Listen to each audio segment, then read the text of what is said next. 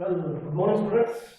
Last class ನಲ್ಲಿ Arpita nursing home problem solve ಮಾಡ್ತಿದ್ವಿ. ಅಲ್ಲಿ ಇನ್ಕಮ್ ಅಂಡ್ ಎಕ್ಸ್ಪೆಂಡಿಚರ್ ಅಕೌಂಟ್ ಅನ್ನು ಸಾಲ್ವ್ ಮಾಡಿದ್ವಿ ನಿನ್ನೆ ಕ್ಲಾಸ್ ನಲ್ಲಿ. ಸೊ ಇವತ್ತಿನ ಕ್ಲಾಸ್ ನಲ್ಲಿ ನಾವು ಬ್ಯಾಲೆನ್ಸ್ ಶೀಟ್ ಅನ್ನು ಸಾಲ್ವ್ ಮಾಡ್ತಿದ್ವಿ. ಓಕೆ, ಇಲ್ಲಿ ನಮ್ಮ ಹತ್ರ ಇವಾಗಲೇ ಸೊಲ್ಯೂಷನ್ ಅದ. ಸೊ ನೋಡ್ತಾ ಹೋಗೋಣ. So first of all, we are going to start from liability side. Okay, so first capital fund. So as I have already told in the last class, if the capital amount is given in the problem, we should take directly to the adjustment column. Otherwise, if they have not given, we will ignore it and we will consider just it as the main heading. So ಇಲ್ಲಿ main heading ಅಂತ consider ಮಾಡ್ತೀವಿ. ಒಂದು ವೇಳೆ amount ಕೊಟ್ಟಿದ್ರು, so ಅವಾಗ adjustment ಮೇಲೆ ತಗೊಂಡು ಅದಕ್ಕೆ ಏನು ಅಡ್ಜಸ್ಟ್ಮೆಂಟ್ ಅನ್ನು ಮಾಡ್ಕೊಂಡು ಹೋಗ್ತೀವಿ. ಕೊಟ್ಟಿಲ್ಲ ಆಗಿದ್ರೆ ಅದನ್ನ ಮೇನ್ ಹೆಡಿಂಗ್ ಅಂತ ಕನ್ಸಿಡರ್ ಮಾಡ್ತೀವಿ. ನೆಕ್ಸ್ಟ್ ಏನೇ ಬರ್ತಾ ಎಲ್ಲ ಐಟಮ್ಸ್ ಅನ್ನ ಆಡ್ ಮಾಡ್ತಾ ಹೋಗೋಣ ಕ್ಯಾಪಿಟಲ್ ಫಂಡ್ ಅಲ್ಲಿ. ಓಕೆ, ಸೊ ಮೊದಲನೇದಾಗಿ ರಿಸಿಟ್ ಸೈಡ್ ನೋಡೋಣ. ಯಾಕಂದ್ರೆ ನಮಗೆ ಇಲ್ಲಿ ರಿಸಿಟ್ಸ್ ಪೇಮೆಂಟ್ಸ್ ಕೊಟ್ಟಿದ್ದಾರೆ. ರಿಸಿಟ್ ಸೈಡ್ ಲಯಬಿಲಿಟೀಸ್ ಫಂಡ್ ಎಲ್ಲ ಕೊಟ್ಟಾರ. ಪೇಮೆಂಟ್ ಸೈಡ್ ಅಸೆಟ್ಸ್ ಆಮೇಲೆ ಎಕ್ಸ್ಪೆಂಡಿಚರ್ ಗಳನ್ನ ಕೊಟ್ಟಿದ್ದಾರೆ. ಓಕೆ, ಸೊ ಮೊದಲು ನಾವು ಲಯಬಿಲಿಟಿ ಸೈಡ್ ಸ್ಟಾರ್ಟ್ ಮಾಡ್ಬೇಕಂದ್ರೆ ರಿಸಿಟ್ ಸೈಡ್ ನೋಡ್ಬೇಕು. ರಿಸಿಟ್ ಸೈಡ್, ಸೊ ಅಲ್ಲಿ ಮೊದಲನೇದು ಡೊನೇಷನ್ಸ್ ಅಂತ ಇದೆ, ಹೌದಾ? So donation, it is treated as balance sheet item. Sometime they have given it should be half of the considered as income. ಕೆಲವೊಂದು ಸಲ ಬಿಟ್ಟಿರ್ತಾರೋ half of the amount it should be considered as income ಅಂತ ಹೇಳಿ. So ಅವಾಗ ನಾವು ಒಂದು half amount ಅನ್ನ income side ತೋರಿಸೋದು. ಇವಾಗ ನಮಗೆ ಅಡ್ಜಸ್ಟ್ಮೆಂಟ್ ನಲ್ಲಿ ಏನು ಹೇಳಿಲ್ಲ ಡೊನೇಷನ್ಸ್ ಬಗ್ಗೆ. ಹಾಫ್ ಅಂತ ತಗೋರಿ ಅಂತ ಹೇಳಿಲ್ಲ, direct full amount donations are to be capitalised. So ಇಲ್ಲಿ ಹೇಳಿದಾಗ ನಾವು ಫುಲ್ ಅಮೌಂಟ್ ಅನ್ನ ಇಲ್ಲಿ ಟ್ರಾನ್ಸ್ಫರ್ ಮಾಡ್ತಾ ಇದೀವಿ. Okay, so first two donations rupees 4 lakh ನಾನಿಲ್ಲಿ ಅಡ್ಜಸ್ಟ್ಮೆಂಟ್ ಕಾಲಮ್ ಅಲ್ಲಿ ಬರ್ತೇನೆ. ಯಾಕಂದ್ರೆ ನಾವು ಇದಕ್ಕೆ ನಮಗೆ ಬಂದಿರತಕ್ಕಂತ ಸರ್ಪ್ಲಸ್ ಅನ್ನ ಆಡ್ ಮಾಡ್ತೀವಿ. ಸೊ ಹೀಗಾಗಿ ಇದನ್ನ ಅಡ್ಜಸ್ಟ್ಮೆಂಟ್ ಕಾಲಮ್ ಅಲ್ಲಿ ಬರ್ತದೆ, ಡೈರೆಕ್ಟ್ ಔಟರ್ ಕಾಲಮ್ ಪ್ರೆಸೆಂಟ್ ಮಾಡುವಂಗಿಲ್ಲ. Okay, so 4 lakh. Next add surplus. Last class ನಲ್ಲಿ ಕೂಡ ಪ್ರಾಬ್ಲಮ್ ಸಾಲ್ವ್ ಮಾಡಿದ್ವಿ. ಈ ಫಾರ್ಮ್ಯಾಟ್ ಅನ್ನ ನೀವು ಫುಲ್ ಫಾರ್ಮ್ಯಾಟ್ ಮಾಡಬೇಕು. ಯಾವ್ಯಾವ ಹೆಡಿಂಗ್ಸ್ ಯಾವ್ಯಾವ ಅಂಡರ್ ಬರ್ತಾವ, ಯಾವ ಅಂಡರ್ ಹೆಡಿಂಗ್ಸ್ ಎಲ್ಲ ಬರ್ತಾವ. ಓಕೆ, ಸೊ ಇಲ್ಲಿ add surplus. Surplus ನಾವು ನಿನ್ನೆ ಪ್ರಾಬ್ಲಮ್ ಕ್ಯಾಲ್ಕುಲೇಷನ್ ಮಾಡಿದ್ವಿ. ಎಷ್ಟು ಬಂದಿದೆ ನಮ್ಮ surplus?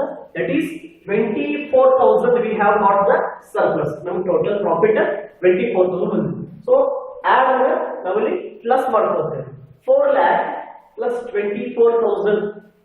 So total we are going to present outer column 4,24,000. 4 lakh plus 24,000, that is 4,24,000. ಆಯ್ತಾ? ಓಕೆ, ನೆಕ್ಸ್ಟ್ ಅಡ್ಜಸ್ಟ್ಮೆಂಟ್ ನೋಡಿ. ಈ fees from patients income side ತಗೊಂಡಿವಿ. ಎಂಟ್ರನ್ಸ್ ಫೀಸ್ ನ ಇದು ಇನ್ಕಮ್ ಆಗಿದ್ದಾರೆ. ಸಬ್ಸ್ಕ್ರಿಪ್ಷನ್ ಇದು ನಾವು ಇನ್ಕಮ್ ಅಂತ ಹೇಳ್ಕೊತೀವಿ. ಎಂಡೋಮೆಂಟ್ ಫಂಡ್ ಅಂತ ಇದೆ, ಹೌದು ಫಂಡ್. ಸೊ ಈ ಫಂಡ್ ಅಂತ ತಿಳ್ಕೊಂಡ್ಬಿಡಿ, ಕ್ಯಾಪಿಟಲ್ ಫಂಡ್ ಹೆಡಿಂಗ್ ಇದ್ದಾಗ ಬರ್ತದೆ. Okay, so endowment fund rupees 20 lakh direct to the outer column. ಯಾವುದೇ ರೀತಿಯಾಗಿರ್ತಕ್ಕಂಥ ಅಡ್ಜಸ್ಟ್ಮೆಂಟ್ ಇರಂಗಿಲ್ಲ. ಫಂಡ್ ಅನ್ನು ಡೈರೆಕ್ಟ್ ಕೊಟ್ಟಿದ್ದಾರೆ, ನಾವು ಡೈರೆಕ್ಟ್ ಔಟರ್ ಕಾಲಮ್ ಅನ್ನು ತೆಗೆದುಕೊಳ್ತಾ ಇದ್ದೀವಿ. ಯಾವ ಎಂಟ್ರಿ ಬರ್ತಾ ಇಲ್ಲ, ಇಲ್ಲಿ ನಾವು ಇದನ್ನು ಅಡ್ಜಸ್ಟ್ಮೆಂಟ್ ಕಾಲಮ್ ದಾಗ ಟೋಟಲ್ ಮಾಡಿ ಆಡ್ ಮಾಡಬಹುದು. ಅಥವಾ ನೀವು ಇದಕ್ಕೆ ಯಾವುದೇ ಅಡ್ಜಸ್ಟ್ಮೆಂಟ್ ಇಲ್ಲದೆ ಇದ್ದಕ್ಕಾದಂತ ಇದನ್ನು ನಾವು ಡೈರೆಕ್ಟ್ ಔಟರ್ ಕಾಲಮ್ ಕೂಡ ಪ್ರೆಸೆಂಟ್ ಮಾಡಬಹುದು. Next interest from bank miscellaneous receipts. These are the incomes as we have already entered in income and expenditure account. ಇವೆರಡು ಇನ್ಕಮ್ಸ್ ಅದಲ್ಲ, ಇನ್ಕಮ್ ಅಂಡ್ ಎಕ್ಸ್ಪೆಂಡಿಚರ್ ಅಕೌಂಟ್ ಅಲ್ಲಿ ನಾವು ಇದನ್ನ ಎಂಟ್ರಿ ಮಾಡಿದೀವಿ ಈಗಾಗಲೇ. ಓಕೆ, ಇನ್ನು ನೆಕ್ಸ್ಟ್ ಔಟ್ಸ್ಟ್ಯಾಂಡಿಂಗ್ ಎಕ್ಸ್ಪೆನ್ಸಸ್.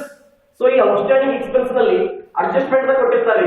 ಅದು ಔಟ್ಸ್ಟ್ಯಾಂಡಿಂಗ್ ಆಫೀಸ್ ಎಕ್ಸ್ಪೆನ್ಸ್ ಮೇಲೆ ಕೊಡ್ಲಿ, ಸ್ಯಾಲರಿ ಮೇಲೆ ಕೊಡ್ಲಿ, ಆಡಿಟ್ ಫೀಸ್ ಮೇಲೆ ಕೊಡ್ಲಿ, ಯಾವುದ್ರ ಮೇಲೆ ನಾವು ಔಟ್ಸ್ಟ್ಯಾಂಡಿಂಗ್ ಎಕ್ಸ್ಪೆನ್ಸ್ ಕೊಡ್ಲಿ, ಎಲ್ಲಿ ಕೊಟ್ಟಿರ್ಬೇಕ್ರಿ ಅವ ಅಡ್ಜಸ್ಟ್ಮೆಂಟ್ ನಲ್ಲಿ ಕೊಟ್ಟಿರ್ತಾನೆ.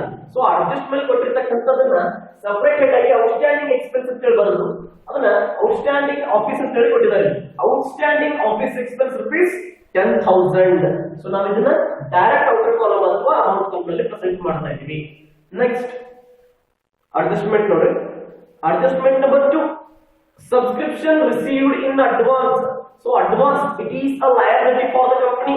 ಅಡ್ವಾನ್ಸ್ ತಗೊಂಡಾಗ ನಮ್ಮ ಹೊಣೆಗಾರಿಕೆ ಆಗ್ತಿದೆ. ಸೊ ಹೀಗಾಗಿ ಅದನ್ನ ಲಯಬಿಲಿಟಿ ಅಂದಾಗ ತೋರಿಸ್ತೀವಿ. Subscription received in advance, that is rupees 20,000. Okay, so liability side got over. Next we are going asset side. ಇವಾಗ ನಾವು ನೆಕ್ಸ್ಟ್ ಎಲ್ಲಿ ಬರ್ತಾ ಇದೀವಿ? ಅಸೆಟ್ ಸೈಡ್ ಬರ್ತಾ ಇದೀವಿ.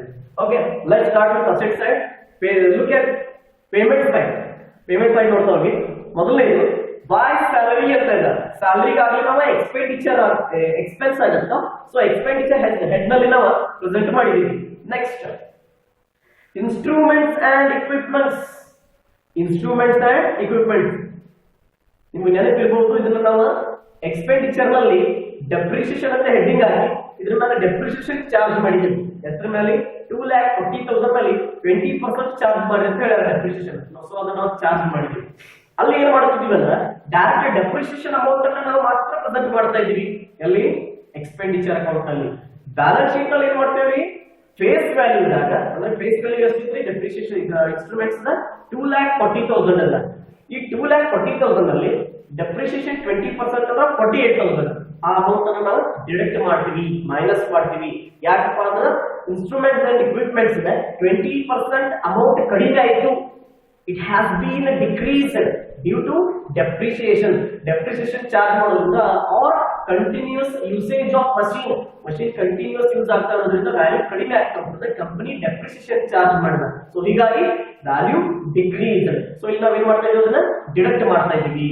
So write instruments and equipments rupees 2,40,000.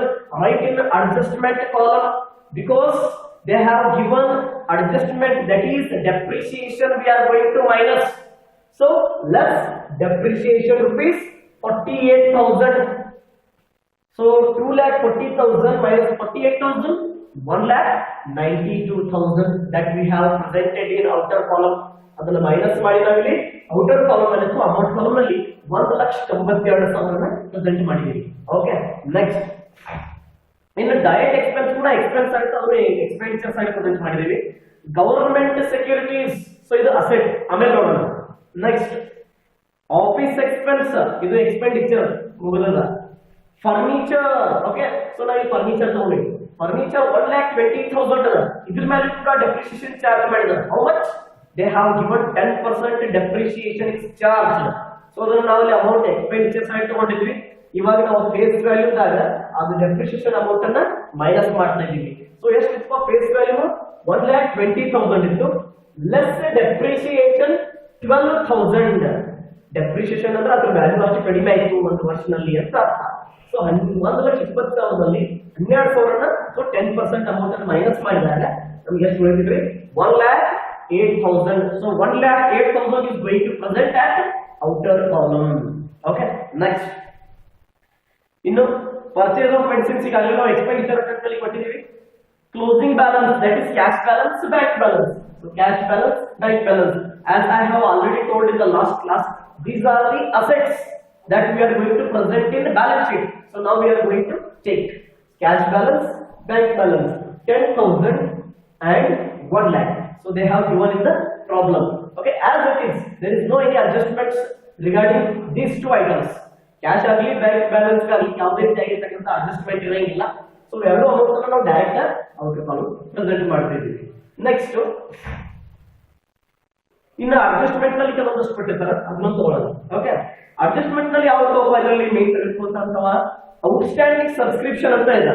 So ಅದನ್ನು ನಾವು ಅಸೆಟ್ಸ್ ಅಂತ ಹೇಳಿ ಕನ್ಸಿಡರ್ ಮಾಡ್ತೀವಿ. ಓಕೆ, ಎಷ್ಟು ನೋಡ್ರಿ? 40,000 outstanding subscription rupees 40,000. Next, stock ಕೊಟ್ಟಾರೆ, closing stock of medicines. ಇಲ್ಲಿ ಸ್ಟಾಕ್ ಎಷ್ಟಿದೆ? Medicines 4,000 stock. ಪೇಮೆಂಟ್ ಸೈಡ್ ಬಿಟ್ಟಿದ್ದೀವಿ ನಾವು, ಯಾವ್ದಪ್ಪ? ಗವರ್ಮೆಂಟ್ ಸೆಕ್ಯೂರಿಟೀಸ್ ಅಂತ ಇದೆ. ಎಷ್ಟಿದೆ ಅಮೌಂಟ್? ಅದು 20 lakh rupees. So 20 lakh rupees government securities, it is an asset that we are going to present in asset side. So ಎಲ್ಲ ಕೊಟ್ಟಿರ್ತಕ್ಕಂಥ ಅಡ್ಜಸ್ಟ್ಮೆಂಟ್ ಗಳನ್ನು ನಾವು ಇಲ್ಲಿ ಪ್ರೆಸೆಂಟ್ ಮಾಡಿ ಬ್ಯಾಲೆನ್ಸ್ ಶೀಟ್ ಅನ್ನ ಮುಗಿಸಿದ್ದೀವಿ. ಈಗ ಮಾಡ್ತಕ್ಕಂಥ ಮುಖ್ಯ ಕೆಲಸ ಏನಪ್ಪಾ ಅಂದ್ರೆ ಬ್ಯಾಲೆನ್ಸ್ ಶೀಟ್ ಅನ್ನ ಟ್ಯಾಲಿ ಮಾಡಬೇಕಾಗಿದೆ. ಎರಡು ಸೈಡ್ ಟ್ಯಾಲಿ ಮಾಡೋದು, 1 by 1. ನೀವು ಬೇಕಾದ್ರೆ ಮೊದಲು ಅಸೆಟ್ ಸೈಡ್ ಮಾಡಿ ಅಥವಾ ಲಯಬಿಲಿಟಿ ಸೈಡ್ ಮಾಡಿ. ಲಯಬಿಲಿಟಿ ಸೈಡ್, ಅಸೆಟ್ ಸೈಡ್ ಎರಡು ಟೋಟಲ್ ಮಾಡಿದಾಗ 24,54,000 ಗೆ ಟ್ಯಾಲಿ ಆಗಬೇಕು.